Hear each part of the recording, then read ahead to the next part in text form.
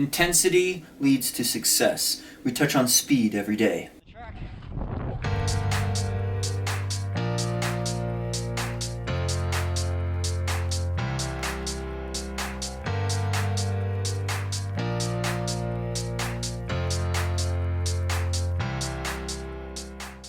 Hey everyone, Coach and Hoka athlete Sage Canaday here with another training talk. I believe this is episode number 27 for Training Talk Tuesday, TTT. We'll call it Training Talk Thursday since I'm getting it out late this week, but thanks so much for all your questions last week and votes up.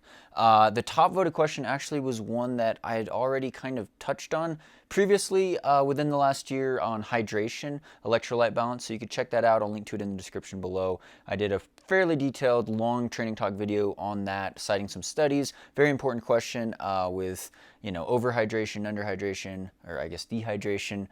You can check that out. Also on our training plan, our all-in training plan on higherrunning.com, there's a whole section on that, balancing that. So that's some of the things you find on our all-in training plans on higherrunning.com. That is a business blog, but we're going to dive into the second top voted question, which was on training intensity or periodization, which is a hot topic I've kind of touched on.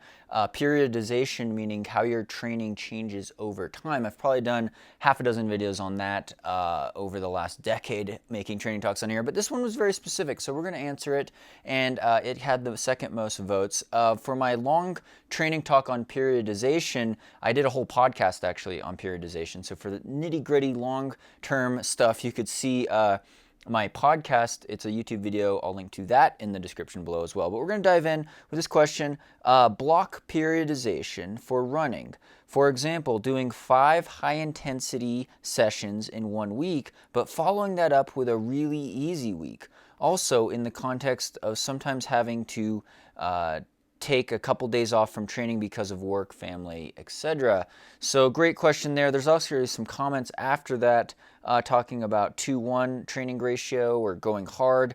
The idea of like cyclists doing a lot of hard days all in a row. And the first thing I'm going to say about that is cycling is a totally different sport from running, right? Non-impact, it's like ski mountaineering. You could up the heart rate and the breathing rate and go pretty hard on a lot of days or moderately hard for hours on end, but you don't have as much impact force, the gravitational impact force on your joints, on your muscles and bones and structure. So, you want to run hard every day, run fast every day. There's a lot of impact force on the tendons and muscles, and you're more likely to get a skeletal muscular injury, as well as we talked about the strain on the heart.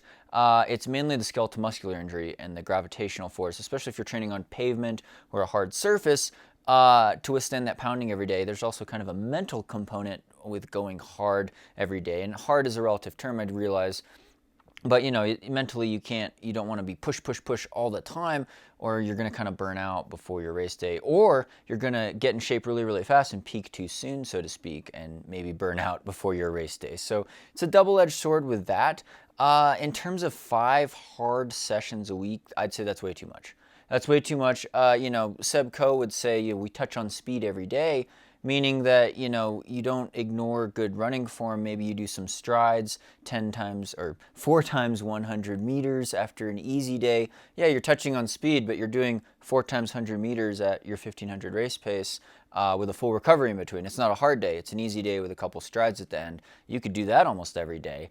And when we look as distance runners, training and structure, generally, even at the peak of season, even if you're a high-intensity mid-distance runner, 800 meter, 1500 meter, 5K, 10K, we'll say, you wouldn't usually go to the track for a hard workout or do a hard workout more than 3 days a week, 3 days in a 7-day period. That would be a lot. That would actually be a lot. Most hard workouts in our core training plans, in our higher running training plans, especially with marathon training and ultra training, you're really only going hard maybe 2 days a week, any given week. And one of those sessions might be a long run, actually, because we believe in having some hard long run efforts and mixed speed. More on that later.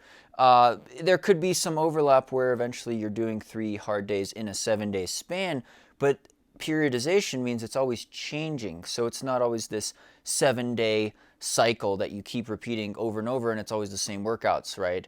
You want to slowly change things over time, and we don't think in terms of just days and weeks, but we like to think in terms of months. And we think in terms of months, we think in terms of training phases and blocks where we focus maybe more on certain workouts over others, depending on how soon our race is and what type of race it is, as well as how we respond genetically or mentally even to these different types of workouts, be it a hard long run or a 20-minute tempo run at 80% max heart rate effort, or going to the track and doing 12 times 400 meters at faster than 5K pace, or maybe even way faster than that, fastest possible average, right?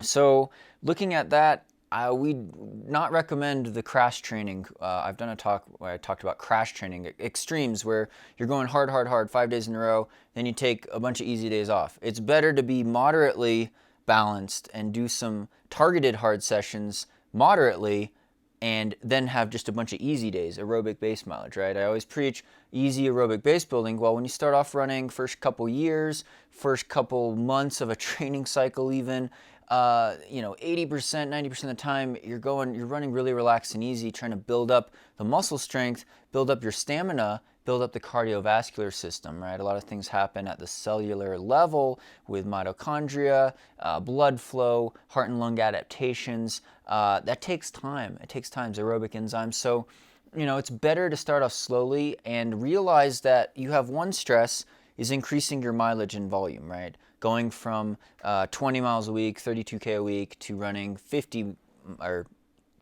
a week or 30 miles a week, then jumping up maybe to the next level, eventually hitting 80K per week or 50 miles a week, right? That gets a lot of gains for a lot of people. If you just upped your mileage, that's one stress, right? In keeping it all easy, conversational pace. Then after you've reached that volume, you could start thinking, hey, I want to add some speed training. I want to add some intensity to that, right? So, you start off with like tempo run workouts. I've done whole video sections on the playlist with tempo threshold runs, 20-minute tempo run, 85% max heart rate. It's not an all-out effort, but it's a moderately hard effort. And then, like I said, with our higher running training plans, a lot of times when we say we're doing a big weekend long run, because you have more time maybe from your daily job on the weekends. If you have, some days off on the weekends, maybe some more time, someone could watch the kids or something like that, you could get in a long run. Now, we don't always say go hard on the long runs, but a lot of times in a lot of weeks, if you're training for a marathon or ultra marathon especially, there's going to be some long run days where you need to speed up at the end of it, right? Hit marathon race pace, get used to running fast on tired legs. We have fartlek workouts where you accelerate, do some 2 or 3 minute surges at 5K to 10K pace in the second half of a 20-mile long run or 32K long run. That's a hard effort. It's hard because you're covering a long distance, much longer than you would during the rest of the week, but it's also hard because you start throwing in some moderately hard intensity. It doesn't have to be pure speed work, but getting down to marathon, half marathon pace at the end of a long run could feel very hard.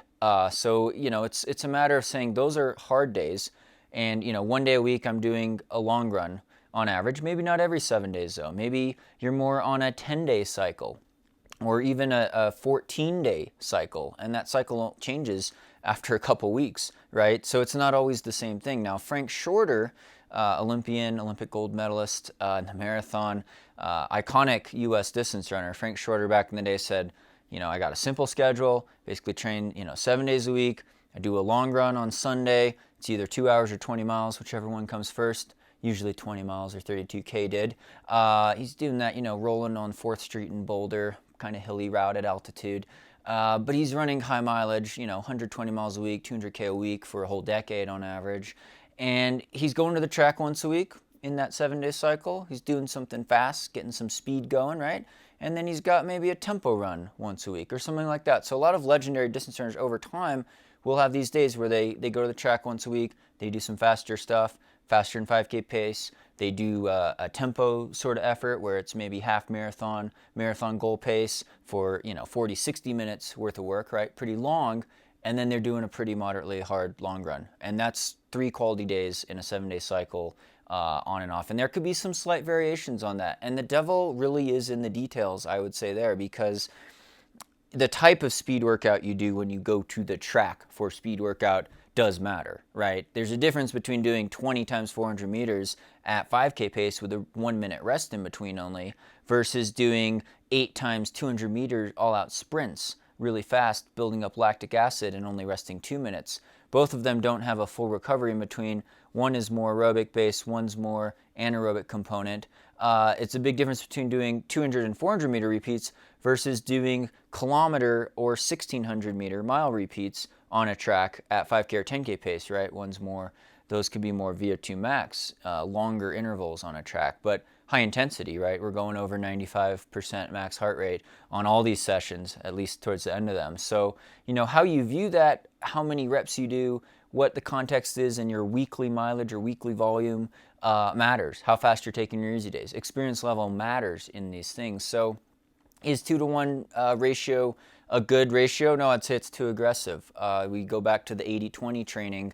It's kind of, 80% of the time you're just running easy aerobic base miles, and then 20% of that's quality above the threshold or above 83, 85% max heart rate or perceived effort, we should say, where you're actually focused on a pace or you're focused on actually breathing pretty hard and putting yourself in the pain cave a little bit. So, that balance changes over time. Sometimes it's 100% easy running when you're just coming back. Sometimes you could go a little higher with, 30% quality, 70% easy. So, it changes over time. It changes with your obligations. You talk about work-life, family balance. I realize a lot of people, you don't have unlimited time to train. You got to prioritize. Quality will get you in shape faster. There are Runner's World, train 3 days a week, finish your first marathon type of plans. I don't think you're getting close to your potential when you do them, but if you only had time to train 3 days a week and you did one of them as a long run, one of them as a tempo run, and one of them as a track interval session, yeah, you could probably finish a marathon, but it would be better to spread that out and run more regularly, run 4 or 5 or even 6 days a week, have more easy days in there, build your aerobic base with mileage, then sprinkle in the intensity. Don't go too hard on any given day.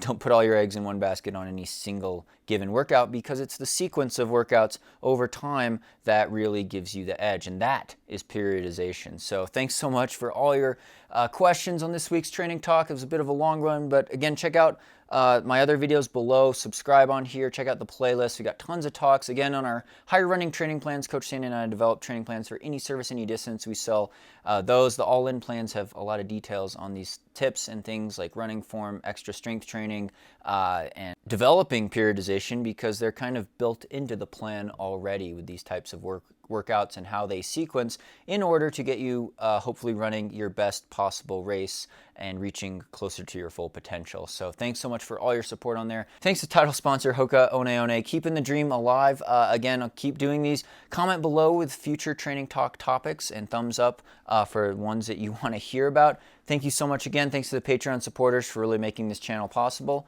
Hope you're doing well, and stay tuned for more VO2 Max Productions.